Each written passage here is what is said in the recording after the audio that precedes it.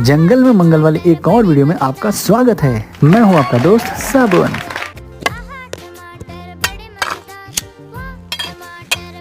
बड़े साबुन के छोटे छोटे टुकड़े कर दिए और उन्हें तपती भट्टी में अकेला छोड़ दिया भाई ने।